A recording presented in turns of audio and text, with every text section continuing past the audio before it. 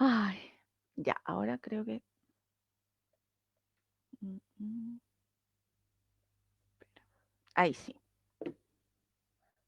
ya. A- Ahora retomamos, luego de un problema técnico con el audio, pero ya estamos ok. A ver, Alvarito, lo que la gente quiere saber y han preguntado harto es sobre la laguna del Maule. ¿Qué tan grande es? Si hay varios volcanes. ¿Qué nos podría explicar tú más o menos de lo que está pasando ahí? Bueno, la Laguna del Maule es un centro volcánico, un complejo volcánico bastante atípico, no es el clásico estratovolcán, que la estratovolcán se llama la montaña, ¿verdad? Como el Descabezado, como los Hornos, como el Villarrica, El- sino que es una serie de distintos centros de emisión que forman una estructura anular en torno a la Laguna del Maule. Eh, Son más de 30 de estos centros como grupos de volcanes, por así decirlo, en torno a la laguna. Eh, Hay un lugar donde se han repetido las erupciones por más tiempo y ha formado una especie de volcán, que es Barrancas, que está en el límite con Argentina, está en el lado sur de la laguna. ¿Ya? Pero el resto son como un cráter y de donde salió mucha ceniza y muchas pómez, y salieron flujo piroclástico y después usualmente salió emitida una lava. Y estas lavas son bien viscosas, ya son lavas así bien guatonas, por decirlo de alguna manera, y se pueden observar en las imágenes satelitales, en el Google Earth, por ejemplo, se pueden ver de manera muy espectacular. Les cuesta mucho moverse a estas lavas, entonces generan muchas estructuras de flujo y cosas así. Y tiene que ver con la composición esencialmente de la laguna del Maule, que mayoritariamente riolítico, que en términos geológicos, volcanológicos, es como el equivalente a un granito. Y estas erupciones dan origen usualmente a erupciones Explosivo. explosivas, ¿ya? A erupciones explosivas. Entonces, lo que está ocurriendo en la laguna del Maule desde hace ya más de 10 años es una constante deformación. Se está deformando la Claro, parte se sur, está levantando. niebla. Mm, Está ocurriendo un alzamiento, ¿ya? ya. Está ocurriendo un alzamiento que tiene que ver con que algo se está inyectando abajo en profundidad. Y ese algo, a unos 4 kilómetros de profundidad, hay algo que está llegando desde una zona más profunda y que se está almacenando a esos 4 kilómetros y que eso está generando que se infle la laguna. ¿Ya? Entonces, lo que Ya. es exactamente una intrusión de magma. Ahora, O sea, se está no metiendo necesariamente esta el magma intrusión, de ahí. claro, estas intrusiones pueden o no pueden terminar en una erupción. Es una posibilidad que esté llegando a los 4 Ya. kilómetros que salga, ¿ya? O bien que genere una erupción en el futuro. Entonces, lo más probable es que se genere una erupción en algún momento, porque en la historia, en estos últimos 10.000, 15.000 años de historia de la Laguna del Maule, han ocurrido muchas erupciones. Entonces, lo más esperable es que vuelva a ocurrir una. ¿Y cada cuánto es la recurrencia entre una y otra? Bueno, en los volcanes no es tan fácil establecer esas recurrencias, pero si uno quiere una primera aproximación, tendría que dividir la cantidad de erupciones en los últimos 25.000 años, que es lo más viejo que se ha datado, y te da como una recurrencia de unos 500 años, como Ya. unos cada 500 años una erupción en un promedio plano, así sin considerar que se pueden agrupar en algún momento y ser más frecuentes. Y eso implica que estaríamos, si es que, como no tenemos recuentos, no tenemos Claro. registro histórico en los últimos siglos de erupción en la Laguna del Maule, estaríamos como en un periodo, así que uno podría decir, es el periodo de ocurrencia de una próxima erupción. Y según los estudios que se han realizado, porque inicialmente se pensaba que debajo de la laguna del Maule había una gran cámara magmática, o sea, que era como Yellowstone. Por ejemplo, ya, esta es la laguna del Maule y se pensaba que aquí abajo había una cámara de magma súper grande. Entonces, que si llegaba a salir, iban a erupcionar todos estos veintitantos cráteres o 32 cráteres que hay alrededor de ella y iba a quedar la escoba y nos íbamos a morir así ya casi película de terror. ¿Es tan así o simplemente se investigó y se vio que era una cámara magmática más chica que se iba moviendo? Sí, Cuando se descubrió esto de la deformación anómala en la laguna del Maule, se hizo por satélite, Ya. ¿ya? Por una técnica de satélites de radar que se llama interferometría radar, con unos satélites y unos científicos bien caperuzos de la NASA, de verdad que eran de la NASA. eh, Ellos desarrollaron estas técnicas y se dieron cuenta de que habían lugares de la Tierra que subían y que bajaban, ¿ya? Ya. Entonces que se levantaban o se hundían. O también a veces incluso los terremotos en algunos lugares como la falla de San Andrés, por ejemplo, ahí en Estados Unidos, Mm, que se mueve, ¿verdad? De un lado para otro, la falla, distintos tipos de terremotos que tenemos acá. Lograron después de algunos terremotos ver cómo se había movido con estos radares también. ya. Entonces, es una técnica que se desarrolló después de los años en la década del 2000 y que tuvo harta repercusión porque fue una manera diferente de mirar la Tierra, con toda la dinámica que tiene. Y esto no es algo estático, sino que se está moviendo. Y entre esos análisis, como estos satélites tienen cobertura global, se detectó esta deformación importante en la laguna del Maule. Y en un principio se pensó que era casi un error del método, porque era muy alta la deformación en comparación a otros lugares volcánicos en el mundo. ¿Ya? El Etna, por ejemplo, volcanes súper, hiper estudiados. No sé, el San Helens en Estados Unidos, Claro, los Monte Santa Calamares, no Elena. mostraban esta Deformación tan acción rápida tan que hay. grande. Claro. Entonces, eso empezó a llamar la atención rápidamente de los científicos del mundo y con eso la asociación o la Fundación Científica de Estados Unidos, que financia proyectos de millones de dólares muy grandes, financió un estudio liderado por la Universidad de Wisconsin, que comenzó hace como 4 o 5 años atrás, donde se pudo establecer redes, instrumentos y mucha gente estudiando. La Laguna del Maule es el proyecto que lideró Brad Singer, que es un científico que Ratzinger, ha trabajado, claro, harto con Glenn. en Chile. Y el, con el fin de entender qué es lo que estaba pasando, porque esta deformación podría ser, lo que tú dices, una gran cámara magmática abajo que estuviera como Todo abajo. levantando la laguna. Ahora, en realidad nunca se pensó que podía ser tan grande porque esto estaba muy localizado en la parte sur. No toda la laguna se está levantando, más bien el sector de las nieblas, como digo. Entonces, los que conocen la Laguna del Maule en la parte sur, ¿no? El camino va por el lado norte, esto está al otro lado, ¿ya? Ya. Eh, en ese sector es el que estaba focalizada la deformación. Entonces eso ya te hablaba de que era algo un poquito más acotado. Entonces, este estudio permitió entender mejor esa dinámica y llegar a conclusiones como la que yo te digo, que hay una intrusión, que se está acumulando magma a 4 kilómetros desde zonas más profundas y cómo uno puede tratar de dimensionar lo que pasa ahí abajo a 4 kilómetros si no lo ve, es con técnica indirecta, con técnica geofísica. Y por ejemplo, las ondas sísmicas que viajan, las ondas sísmicas viajan, una de las grandes ventajas o virtudes que tiene una onda sísmica, que desde el punto donde se genera un temblor viaja, y si tú lo recibes a cierta distancia, estudiando esa onda, puedes saber qué es lo que le pasó en el camino.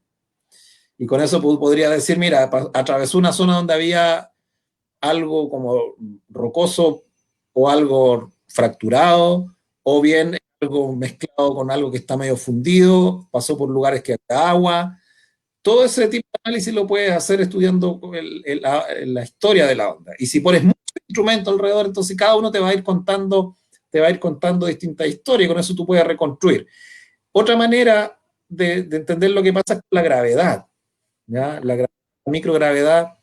Realmente la Laguna del Maule dio resultados muy interesantes. Eh, la gravedad que uno conoce, ¿verdad? Lo que uno estudia en el colegio, el 9,8, eh, ya se me olvidó la unidad, metro segundo cuadrado, sí. Que es Creo una que aceleración, no lo entendí muy bien. ¿ya? En el colegio no Pero me quedó claro. lo que pasa es que esa la aceleración de gravedad es como lo que la Tierra te tira hacia abajo y te mantiene pegada en la Tierra, ¿ya? Y depende de la masa. Si uno va a Ya, la Luna, pesa menos porque es más chiquitita la Luna, la masa de la Luna te tira menos, ¿ya? ya. Si vamos a Júpiter, que es mucho más grande, probablemente no nos podríamos parar desde la superficie porque quedaríamos pegados. ¿ya? Porque te tira con más fuerza. Ujú. Entonces la gravedad depende de la masa, de la cantidad de material que haya. Pero si tú estudias ese 9,8 y le empiezas a estudiar los decimales y las milésimas y les miras como así, como variaciones muy pequeñitas, 9,8, desde un punto a otro varía, ¿ya?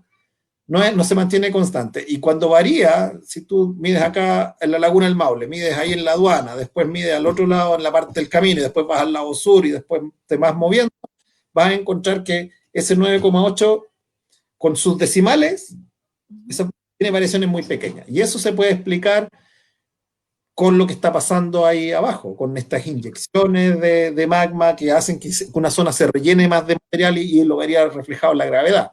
Entonces, con todas estas, hay otras técnicas también que no voy a entrar en detalle, pero con toda esta serie de información que puedes capturar con instrumentos, puedes dimensionar qué es lo que está pasando en profundidad, ¿ya? Ya. Y eso, el gran resultado de este proyecto es dimensionar que el reservorio magma, donde está el magma, que podría Lo que hay abajo. erupción, es grande, pero no es de No era gigantesco que abarcara todo. Yellowstone o una cosa que va a destruir la región del Maule y cosas así. Esa es primera gran demostración. Hay indicios que podría ser eso, pero ahora está demostrado con la información que se tiene, con la interpretación que se hace de este tipo de estudios, ¿ya? Entonces, también además de eso, se pudo interpretar que bajo la laguna también hay una zona más bien como una plasticina, no es todo tan, no es rojo, pero tampoco está fundido, sino que una cosa media intermedia. Ya. Entonces, por ejemplo, si esta intrusión que llamamos, que está llegando material, está ocurriendo en el lado sur, el día de mañana puede llegar en la zona norte de la laguna o hacia el oeste, hacia el este, allá donde están las Coloradas, el sector donde hay una avanzada de carabineros, en esa zona. Entonces eso puede variar y por eso tenemos esta estructura anular en torno a la laguna. Ahora, la gente quisiera saber qué es lo que esperaríamos, ¿ya? Eso. Los efectos, sí, es lo que claramente que la gente me dice en San Clemente tenemos que evacuar. ¿Qué pasa con la gente que vive, no sé, en Los Álamos, sí, en sectores cordilleranos? Sí. A ver, la erupción esperada sería, yo diría que no sería un quizapu, ¿ya? En función de lo que hemos nosotros estudiado la Laguna del Maule, que también yo he tenido la suerte de estudiarla, la geología. Yo, como soy geólogo, más bien estudio los depósitos y la historia de los volcanes en función de lo que ha hecho en el pasado. Claro. No trabajo tanto con datos instrumentales. Entonces, desde el punto de vista de la geología, te da un indicio de lo que podría ser en el futuro. Y no hay erupciones tipo, bueno, en realidad hay una, pero es una de muchas. Entonces, una erupción tan grande. En el peor escenario. Si, por ejemplo, ya, empezar a ver si podría ser un Quizapu, pero lo más esperable sería una erupción grande como la del Cauri o la del Chaitén, de esas dimensiones de erupciones, ¿ya? Ya. Kilómetros de altura, una semana, por ejemplo, una actividad explosiva. Sí, va a depender de la dirección de los vientos hacia qué zona podría impactar. Y después probablemente la emisión de una lava. Cuando ya este gas, el magma pierde muchos gases, el magma ya no se transforma en ceniza, sino que se transforma en lava, ¿ya? Y sería una lava típica de estas composiciones más bien como negras, vítreas, así como riolita, obsidiana. Ese es como el escenario. Ahora, ¿cuál sería el impacto? Eso, en la gente, en la comunidad. Hay que diferenciar dos cosas. El impacto asociado a la caída de ceniza y el impacto de los procesos ya más proximales. La ceniza depende,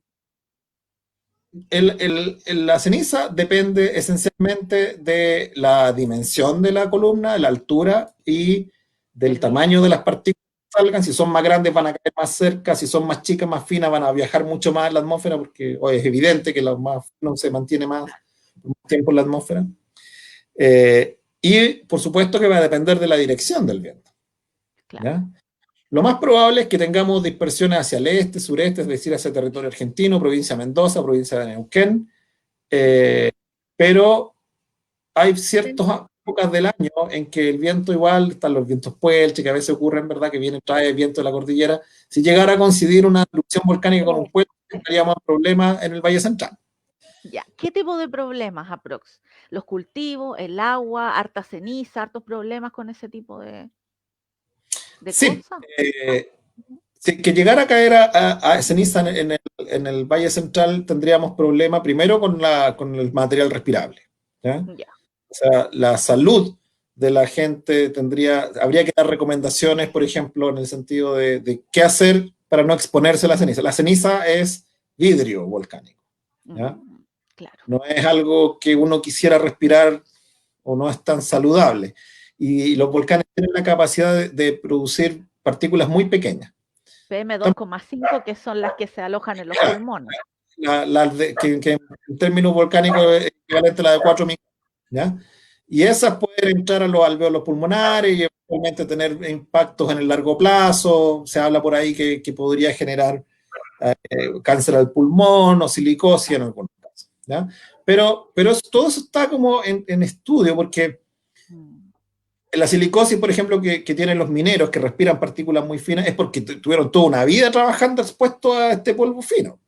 Las erupciones volcánicas en general tienen un momento de alta exposición y generación de partículas y harta partículas dando vuelta, pero pasados algunos años, la ceniza es incorporada ya a los suelos, ¿ya? Claro. Si tú vas ahora a Chaitén, en la erupción del 2008, que dejó toda esa zona cubierta de ceniza, tú vas a Chaitén y ya no ves la ceniza. No está.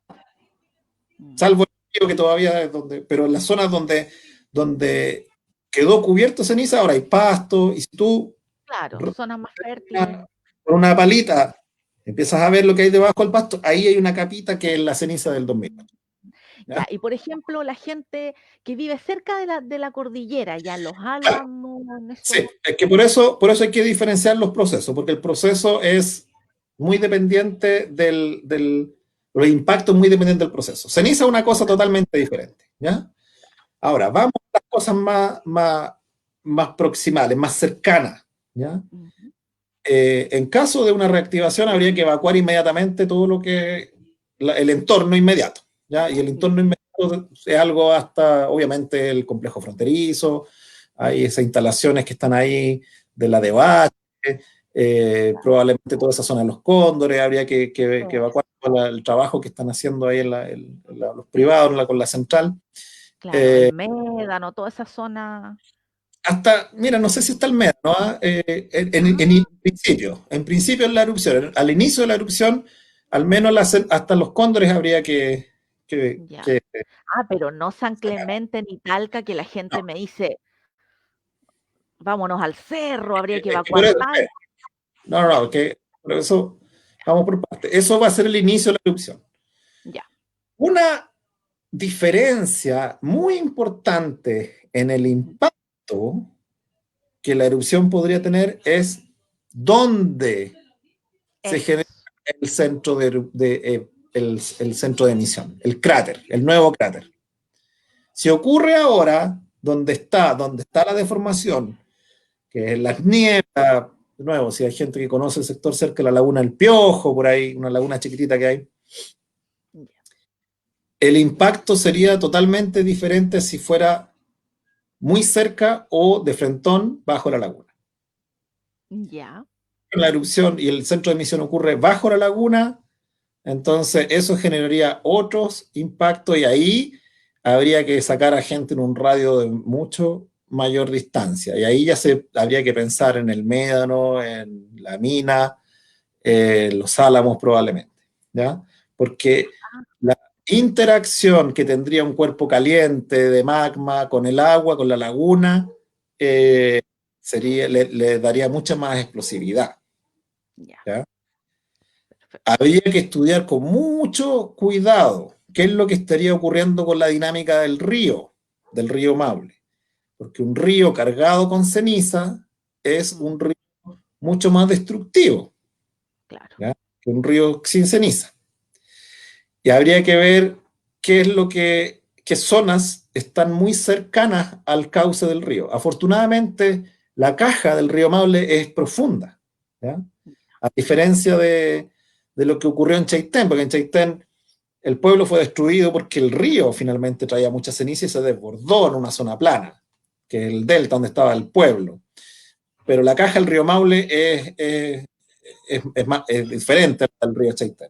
Habría que analizar con mucho cuidado qué es lo que podría estar pasando. Y ese sería una complicación, porque ya no estaríamos pensando en la zona inmediatamente en torno a la laguna, sino que el río Maule Claro. podría mover esta ceniza y llegar hacia zonas más alejadas, a 10, a 20, 50 kilómetros, y ahí habría que tener mucho cuidado ya con comunidades cercanas a San Clemente, no sé, incluso más allá.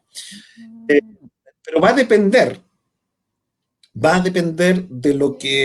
de lo que ocurra durante la erupción. En primera instancia, de dónde se crea, dónde se abre el cráter.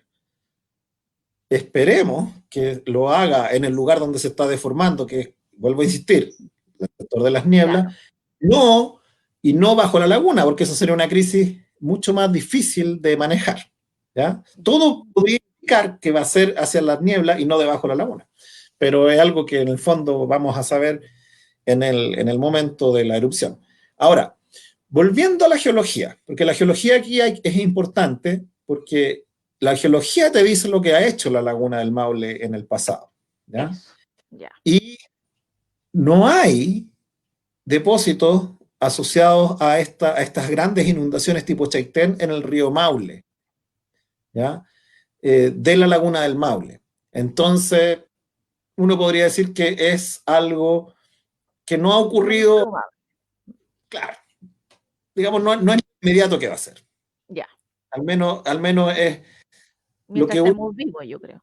claro, lo que podríamos casi asegurar es que va a ser explosivo, que va a haber una columna eruptiva grande, que van a haber flujos piroclásticos, que va a haber un impacto en los 5, 10, 15 kilómetros en torno al centro de emisión, o sea, por eso el complejo fronterizo es una zona expuesta, pero desde el río hacia abajo tendríamos que ver cómo evoluciona.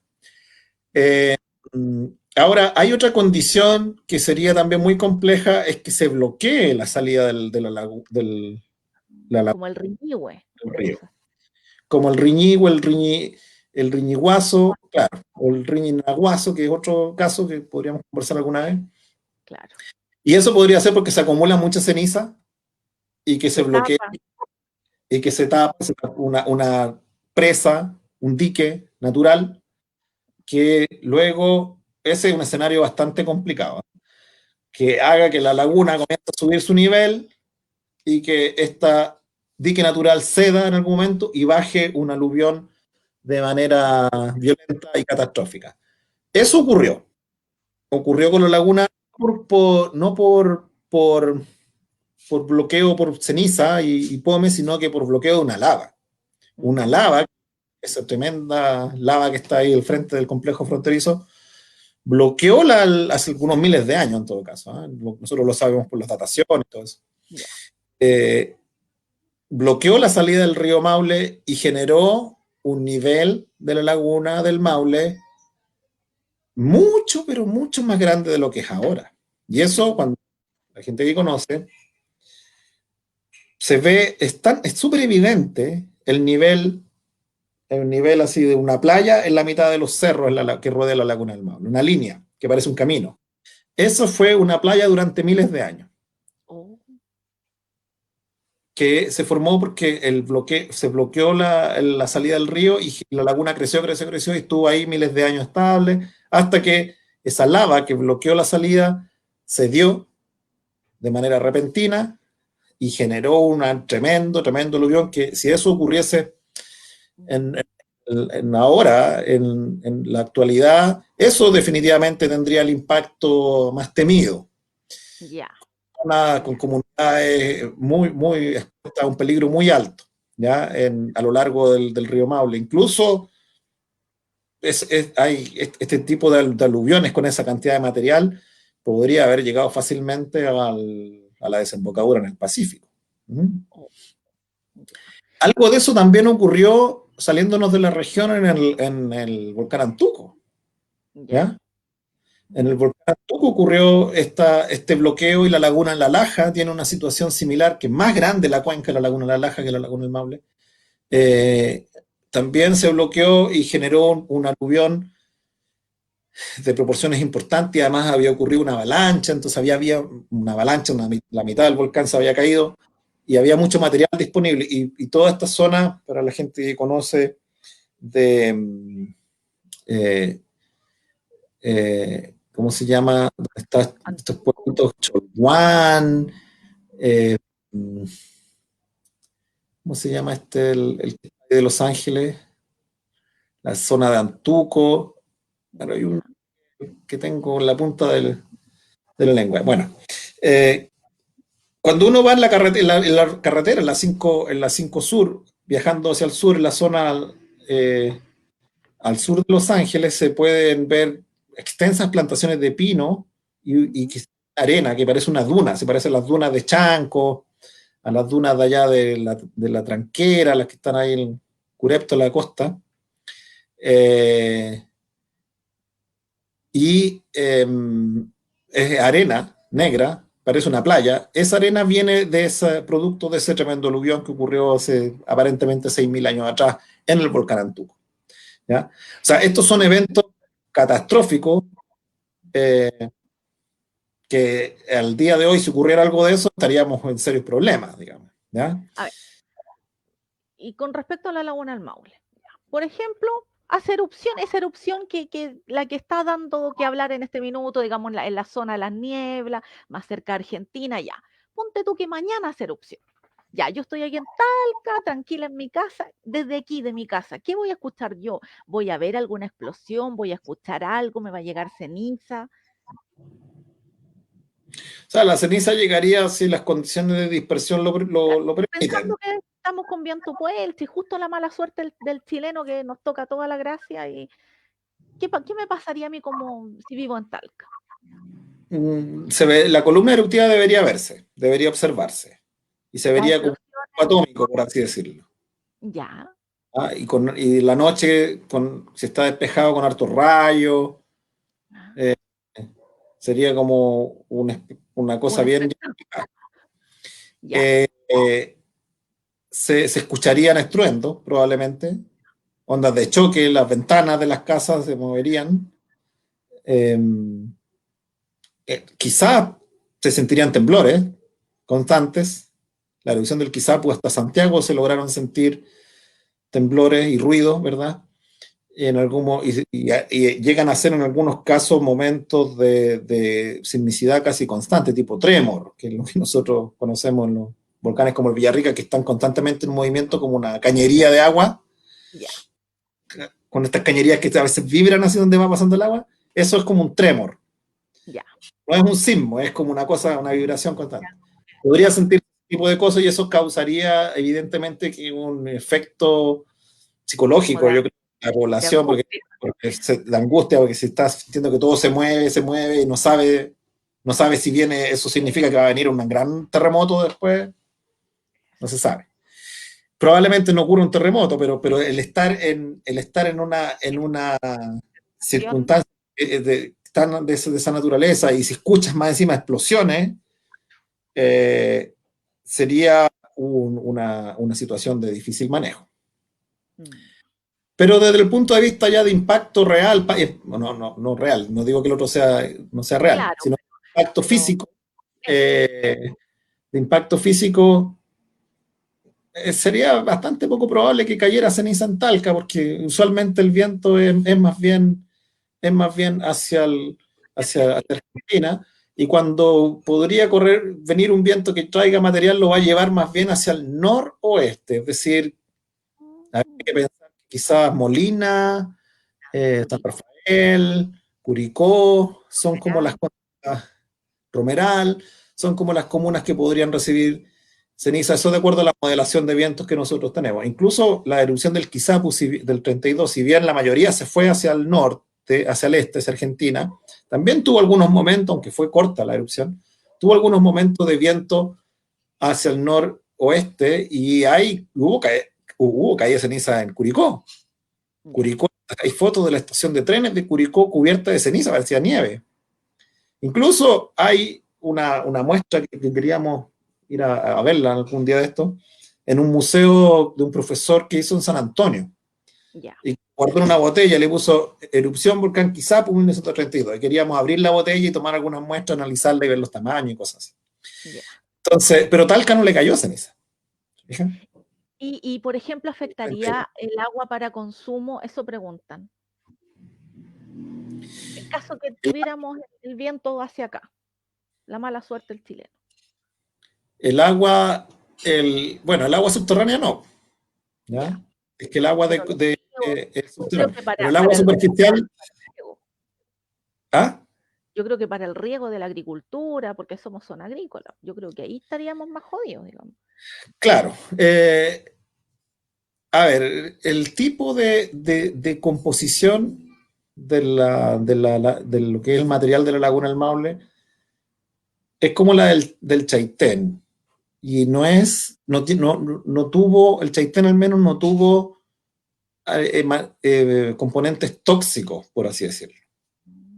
Ya. A diferencia de otras emisiones de ceniza, como la del Lonquimay, del cráter Navidad en el año 1988, que estuvo muy cargada al flúor, traía mucho flúor. Lo mismo el Hudson en el 91. Y eso produjo un severo daño a la ganadería. Miles y miles de cabezas de ganado muertas por el flúor y que se enfermaron, los huesos y todo eso. Esta ceniza de la laguna del Maule no debiera venir cargada al flúor, ¿ya? Ya. Entonces no esperaríamos una contaminación química necesariamente, pero sí aumentaría la turbiedad, claramente aumentaría la turbiedad de aguas superficiales. Y Ya. eso implicaría que quisiera mortandad de peces y cosas así. Si hay mucho sedimento en el agua, quizás para el riego podría ser un problema también. Ahora, para términos de consumo humano, lo que se observó, por ejemplo, con otras erupciones que se han estudiado en la zona argentina, con el Cauye y con el Chaitén, es que los sistemas de la efectividad del cloro en el agua para transformar potable, cuando hay ceniza, no fue tan efectivo. Chuta, ya. Entonces, hubo una serie de problemas gastrointestinales en poblaciones argentinas porque el sistema de cloruración para transformar el agua en potable no funcionaba en presencia de y las bacterias podían desarrollarse en un ambiente más favorable y produjo estos problemas gastrointestinales en muchas comunidades. Entonces, todas esas cosas es lo que uno podría esperar, pero pensar que la Que ganas, pudiese ser tóxica es poco probable, que sea como un veneno que esté cayendo, ¿ya? El impacto en la agricultura va a depender esencialmente de la cantidad de material que se puede acumular en superficie. Por ejemplo, vamos a lo que conocemos, de nuevo, Chaitén. Las cosechas o los pastos quedaron cubiertos por ceniza y ese año se perdió, no había alimento para los animales y eso sería un impacto que podría también ocurrir si es que además hay componentes hacia el lado chileno. En Argentina obviamente van a sufrir eso. Entonces sí habría un impacto en los animales, en la ganadería. Y la zona de la cordillera es de veranada, entonces uno podría pensar que esos periodos o el año o 2 años después de la erupción sería un desastre para la veranada y para los animales que suben a la cordillera. Pero los años posteriores, la gente dice que la ceniza funcionó como fertilizante. eso se habla siempre, que después, pero los cultivos Claro. abundan. Sí. Entonces el impacto que uno podría esperar en el primer año, 2 años, va a ser severo, podría ser severo, ¿ya? Pero posteriormente ayudan a fertilizar y a entregar minerales y a entregar nutrientes a los suelos. Ahora, eso también depende por eso depende mucho de la cantidad de material, porque si es distinto que se acumule 10 centímetros, 5 centímetros o un metro. Un metro es mucho más difícil de poder transformar, y también del tamaño, ¿eh? El tamaño, es más grueso, el material es mucho más difícil transformarlo en suelo. Cuando es fino, rápidamente y con el agua se empiezan a formar arcilla, a meteorizar, es un término técnico, pero se empiezan a formar en liberación de nutrientes. Entonces, en el Hudson, la erupción del 91, allá en la región de Aysén, los suelos que quedaron cubiertos por 30 centímetros de ceniza y pome no se han recuperado aún, desde el año 91. Los que tuvieron menos de 10 centímetros de depósito sí se recuperaron y están mejores. Y entre 10 y 30 no está tan claro. ¿Ya? En algunos casos sí, en otros no, y ahí dependerá de la humedad y de cosas así. Elías pregunta, ¿son públicos los informes que reportan los estudios y observaciones que ustedes hacen al complejo volcánico y dónde se puede acceder a ellos? Hay dos tipos de estudios. El primero es más bien de peligro, como decía yo, que está basado en la geología y donde se zonifica qué zonas podrían ser afectadas por una siguiente erupción, y eso se llama mapa de peligro del complejo volcánico Laguna del Maule, que si no está ya publicado, va a estar en los próximos meses, porque es un trabajo que se terminó hace poco tiempo atrás, que trabajamos incluso con un colega de Argentina, ¿ya? Del CEGEMAR. Y ese es un mapa que queda disponible al público en la página web del Cernagiomín. Eso es peligro, ¿ya? Ese es el mapa de peligro. Y ahí está todo explicado cómo se logra la construcción de las zonas de peligro. Ahora, los informes de monitoreo, que es la otra patita de esto, de que por un lado el peligro y el otro la vigilancia, se publican mensualmente en la página web del Cernagiomín también, y se pueden ahí revisar. En la Laguna del Maule está en alerta amarilla, y eso implica que estos reportes ya no son mensuales, sino que son quincenales. Ahora, estamos trabajando en poder mejorar cómo se entrega esta información, porque hay que reconocer que son bastante técnicos y bastante áridos esos informes, y ahora queremos migrar. Eso también va a ocurrir dentro de este año, espero, a una entrega de información más gráfica, donde uno pueda observar claramente por qué estamos en un estado ahora diferente de hace algunos meses atrás y cosas así. También nuestra página web, que esperamos poder lanzarla en octubre, noviembre, queremos también ahí incorporar variables de monitoreo, porque ahora lo que hay son estos reportes y la cámara de vigilancia visual, pero queremos poner otro tipo de información, como dónde están ubicados los sismos, en realidad está todo en los reportes, pero es muy difícil imaginárselo, entonces mejor algo más grande y ver un gráfico con la serie de tiempo. Es como cuando uno recibe la cuenta del gas o de la luz, viene un histograma ahí, una barrita, y dice, gasté más que el mes pasado. Uno se da cuenta al mirarlo, ¿verdad? Claro. Eso es lo que también quisiéramos como la entrega de información. Pero toda esta información es pública. Pues, finalmente somos un servicio público, entonces la manera es poder entregarlo en un lenguaje más asequible a la población. Súper Alvarito, mira, de verdad estamos muy agradecidos. Esta información la voy a seguir difundiendo, porque esto queda grabado, porque la gente de verdad preguntaba mucho, o sea, me dicen, oye, si hay un tema en la Laguna del Maule, soy de San Clemente, tengo que irme a la cordillera. O sea, preguntan aquí, a ver, al ser una zona de riesgo, ¿cuál debe ser la conducta más responsable de la población?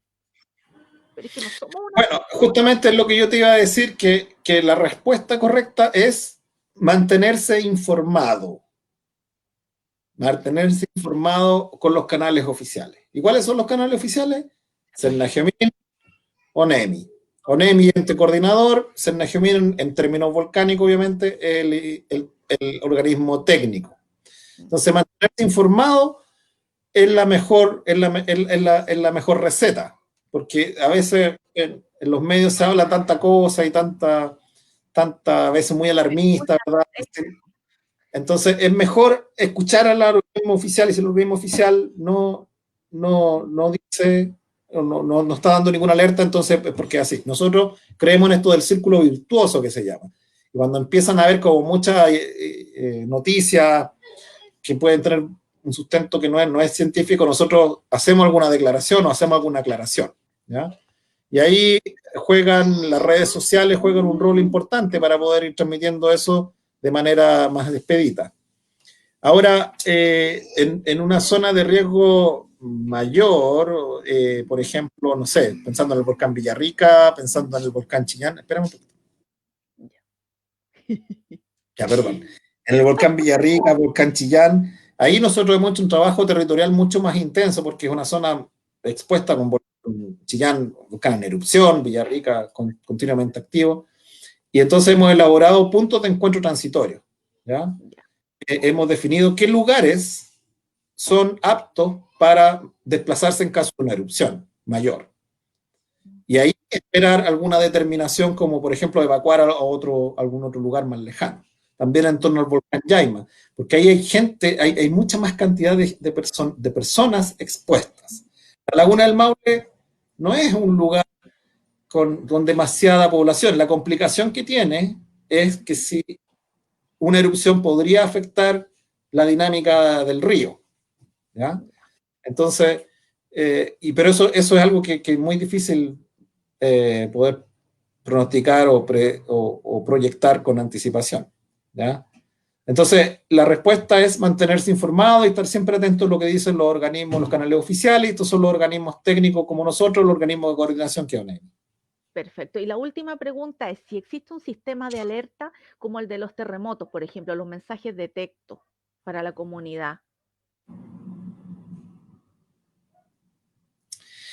A ver, lo que no, o sea, lo que se quiere, en caso de que nosotros digamos, bueno, pues está ocurriendo una actividad interna muy importante, lo que va a ocurrir es que nosotros vamos a ir a ONEMI y vamos a tener una mesa técnica. Y si se sabe que esto es algo que es muy complejo de manejar, entonces se va a enviar un mensaje por el mecanismo SAE, ¿ya? Todos son mensajes a los celulares con un mensaje de evacuación, por ejemplo. Ah, ya, ya, ya. Bien. Eso se podría hacer. Y eso podría decir, por favor, o sea, mantenerse alejado de los ríos, podría ser, o alejarse, no sé. Algo de ahí habría que pensar en el mensaje, que usualmente es como a más de 5 metros de altura de los ríos y cosas así. Ahora, en el futuro, con esto del desarrollo de las aplicaciones de celulares, yo creo que en el futuro vamos a ver en algún momento aplicaciones que te diga, está usted entrando en una zona de peligro. Claro, zona roja, no sé. Claro, pero bueno, es que lo que pasa es que en el volcán, si no está en erupción, uno puede entrar a la zona roja y no te pasa nada, ¿no? Nada, Pero siempre es bueno saber que uno ingresa, podría estar ingresando a una zona de peligro en caso de erupción, ¿ya? claro. O que te diga el nivel de alerta del volcán. Usted está en una zona roja, pero el volcán está en su alerta verde. Así que no debiera esperar alguna activación. Eso. Y aparte de la Laguna del Maule, preguntan, ¿qué es lo más peligroso que tenemos cercano a los talquinos? Por ejemplo, en temas, digamos, de volcánicos. ¿O solo la Laguna del Maule sería el Quizapu? El Kizapu eh, es de hecho más probable que haga erupción el Kizapu que la Laguna del Maule, porque el Kizapu ha hecho en las últimas décadas. La Laguna del Maule, 500 años, no ha hecho nada, entonces su recurrencia es menor. El Kizapu es descabezado, Kizapu, ese lugar hay que mantenerlo siempre Ya. Pero como... tampoco, digamos, llegaría la lava acá, ni nos, que es lo que la No, gente no, cree. no, Atalca en ningún caso, la lava, solamente ceniza en una condición desfavorable. Ahora, Talca está construido sobre unos depósitos de erupciones explosivas que están asociados a una caldera que está detrás del descabezado que se llama Calabozo. Esas erupciones que para los talquinos, cuando hay un paisaje muy característico en la zona del peaje de Camarico, entre Talca y Molina, todas esas pequeñas lomas es ceniza volcánica de una gran erupción y de flujos piroclásticos, esas nubes calientes que bajaron de la cordillera, chocaron con la cordillera a la costa y se movieron hacia el río Maule. Esas erupciones, esas son super erupciones. ¿Ya? Esas son palabras mayores. Yo no me quiero imaginar una crisis de esa naturaleza en en esta era, en la era moderna, porque tendríamos que evacuar ciudades enteras, ¿eh? Y evacuar ciudades enteras sería una cosa no menor. Claro. La, la ventaja, o por así decirlo, una cosa favorable, es que son súper poco recurrentes. Entonces, Ah, Calabozo tiene una erupción hace 800.000, 300.000, 150. Entonces, son tiempos demasiado largos y por eso decimos que es poco probable verlo en escala humana. Entonces, está el potencial, Calabozo, con esta, pero la probabilidad de reactivación es muy baja. ya, perfecto. Alvarito, ahora sí, espero que nos podamos encontrar más adelante. Cualquier novedad, cualquier cosa, te vamos a estar contactando para que mantengas informada a la población, pero se agradece porque esas son las cosas que queremos saber en la práctica. ¿Qué pasaría si? Entonces, muy, muy agradecida por tu buena voluntad y tu disposición. Bueno, ahí estamos a disposición. Muchos saludos a ti y a quienes compartieron y muy buenas las preguntas. Siempre interesante cuando hay preguntas de la gente. ¿Ya? Sí, gracias. Un besito. Chao, chao.